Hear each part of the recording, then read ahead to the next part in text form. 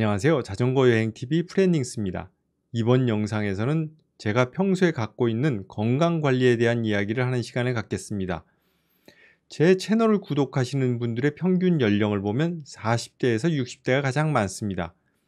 이 시기가 건강관리가 가장 절실한 시기입니다. 우리는 나이가 들어가면서 점점 더 체력관리의 중요성을 인식하게 됩니다. 건강검진을 위해 병원에 가면 제일 먼저 하는 것이 있습니다. 문진표 작성입니다. 문진표에 나와 있는 문항을 보면 시사하는 것이 많이 있습니다. 일주일에 고강도, 중강도 운동은 얼마나 하느냐, 30분 이상 땀 흘리며 운동하는 횟수는 얼마나 되느냐. 이와 같은 질문에 답을 하다 보면 평소에 어떻게 운동을 해야 하느냐에 대한 감이 생깁니다. 문진표에 의하면 주당 3, 4회 정도 운동을 해야 하고 운동을 한 번 하면 30분 이상, 약간 땀이 나도록 움직이는 것을 운동이라고 인정해 줍니다. 유산소 운동은 운동을 시작한 지 20에서 30분이 지나야 비로소 체지방을 에너지원으로 사용하기 시작합니다. 그래서 30분 이상 운동을 해야 한다고 하는 겁니다. 40대에서 50대로 넘어오면 한 해 한 해 체력적으로 변화가 생기는 것을 인식할 수 있습니다. 제가 특히 재미있게 느끼는 것은 해가 갈수록 체력 관리를 하다가 중단하면 근육이 빠져버리고 리셋되는 속도가 빨라진다는 것입니다. 겨울에 한두 달 동안 자전거를 타지 않고 지내다가 봄이 되어서 자전거 길에 나서면 40-50km 타는 것도 힘들어집니다. 젊었을 때는 안 하던 운동을 갑자기 해도 크게 몸에 무리가 가지 않았었지만 나이가 들어서는 조금만 무리를 해도 금방 표시가 납니다. 저는 건강관리를 위해 중년에 잡아야 될 2마리 토끼는 유산소 운동과 근력 운동이라고 확신합니다. 유산소 운동을 하는 것은 숨이 차도록 운동을 하는 것입니다. 숨이 찬다는 것은 심장 박동이 빨라졌다는 것이고 이를 통해 심장과 폐 기능이 활성화된다는 것입니다. 심폐기능이 활발해지면 많은 양의 혈액이 온몸 구석구석으로 강력하게 뿜어져 나가게 되고 혈액을 통해 신선한 산소와 영양소가 온몸의 각 기관과 근육들에 공급되는 것입니다.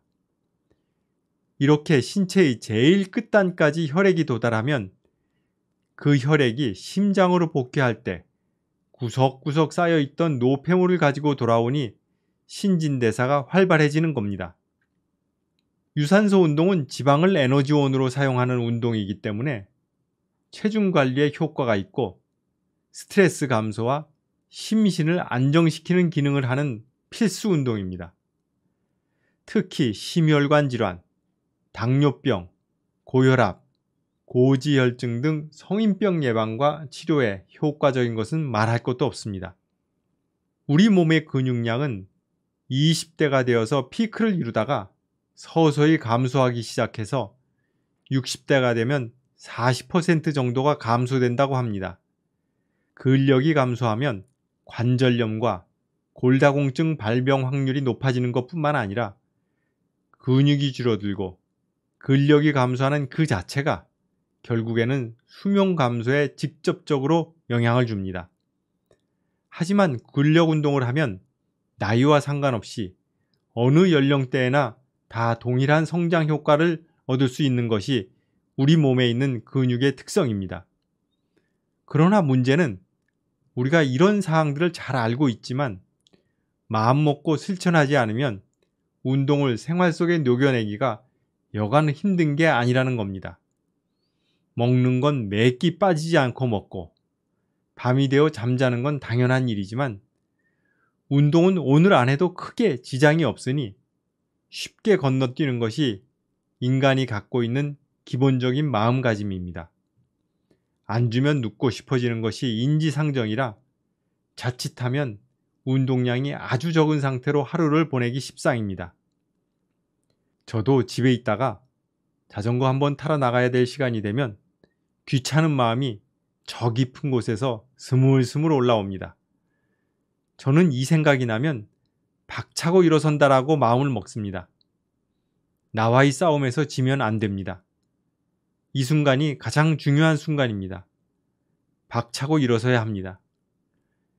나가보면 항상 나온 게 옳았다는 것을 느낄 수 있습니다. 날이 더워도, 날이 추워도 다 할만합니다. 세상에는 언제나 나보다 먼저 나와서 운동하는 사람이 있습니다. 나는 언제나 부족하고 더 노력해야만 하는 사람일 뿐입니다. 어떻게 하면 꾸준하게 운동을 할 수 있을까요? 어떻게 하면 작심삼일을 극복할 수 있을까요? 첫 번째, 목표를 설정해야 합니다. 그냥 막연하게 운동해야지 하면 실패할 확률이 높습니다. 하루에 2시간씩 주 5회 운동한다. 이렇게 처음부터 너무 높은 목표를 잡는 것도 좋지 않습니다. 성취감을 느낄 수 있도록 내가 할 수 있는 한도를 내게 맞게 설정해서 목표를 잡아야 합니다. 두 번째로, 다른 사람에게 내가 정한 목표를 알려야 합니다. 목표를 정했으니 나 자신과의 약속은 끝난 것입니다. 이제는 나의 각오를 주변에 알려서 쉽게 물러서지 못하도록 일종의 배수진을 쳐야 합니다. SNS로 또는 구두로 가족에게 또는 친구들에게 자신의 각오를 이야기해서 스스로 물러서지 못하도록 하면은 안 하는 것보다 조금은 도움이 됩니다. 세 번째로, 운동이 습관이 되도록 꾸준해야 합니다. 이를 위해 하루하루의 생활 패턴을 일정하게 유지하는 것이 좋습니다. 오늘은 새벽에 운동하고, 내일은 오후에 운동하고, 모레는 밤 시간에, 이런 식으로 운동 시간이 들쭉날쭉하면 꾸준하기 어렵습니다. 특별히 운동을 위한 시간을 내야 합니다. 이 시간만큼은 다른 일에 방해받지 않고 나를 위해 사용할 수 있도록 주변을 정리해야 합니다.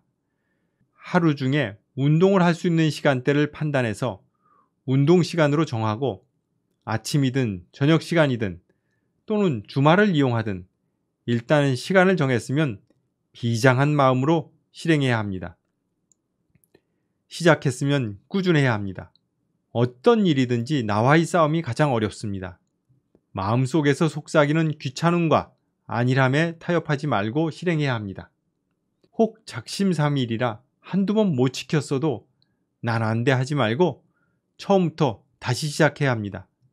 처음에는 누구나 힘들고 귀찮습니다.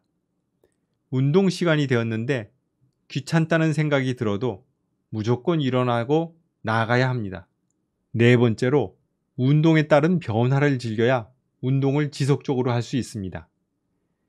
유산소 심폐 운동은 오늘 하면 힘들지만 2, 3일 후에 다시 하면 훨씬 느낌이 좋습니다. 잠도 잘 오고 스트레스도 풀리는 것이 느껴집니다. 운동을 하면 할수록 성장하는 것이 느껴집니다. 이런 변화를 즐겨야 합니다. 근력 운동도 처음에는 운동 시작하면 근육이 뭉칩니다. 알이 밴다고 하죠. 그러니 처음에는 근육통이 생기지 않게 약하게 시작하는 것이 좋습니다. 처음부터 너무 무거운 중량으로 시작하지 말고 점진적으로 적응해 나가는 것이 필요합니다. 근육 운동을 하고 나서 근육이 아프다는 것은 근육세포에 미세한 손상이 생겨서입니다.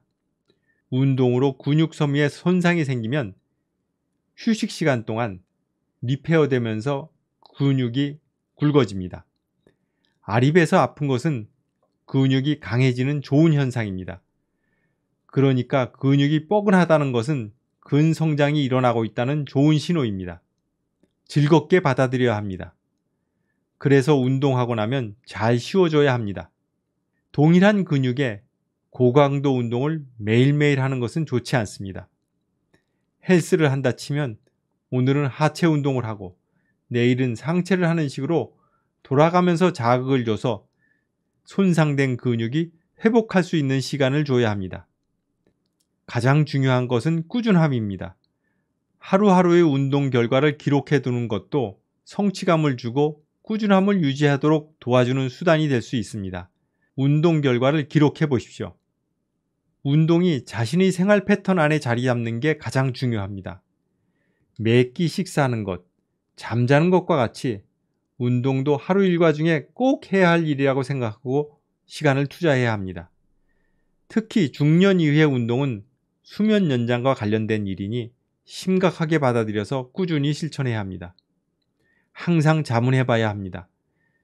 최근에 내 몸의 심폐기능과 근육이 자극을 받아서 성장하고 있는 상태인가, 혹은 근근히 유지되고 있는 상태인가, 아니면 운동 부족으로 쇠퇴하고 있는 상태인가 습관적으로 자문해야 합니다. 잘 생각해 보시고 대책을 세워야 합니다. 점진적으로 근육량이 감소하면 수명이 줄어드는 것을 그냥 방치하는 것입니다.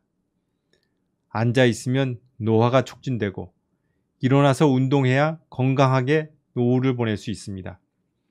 평균 수명이 늘었다고는 하지만 노후를 건강하게 보내야지 몇 년씩 요양병원에 갇혀서 지낸다면 오래 사는 게 무슨 소용이 있겠습니까? 건강한 중장년을 보내기 위한 다른 대안은 없습니다. 오직 실천만이 해답입니다. 오늘은 중장년의 체력 관리에 대한 이야기를 했습니다. 이상 자전거 여행TV 플래닝스였습니다. 감사합니다.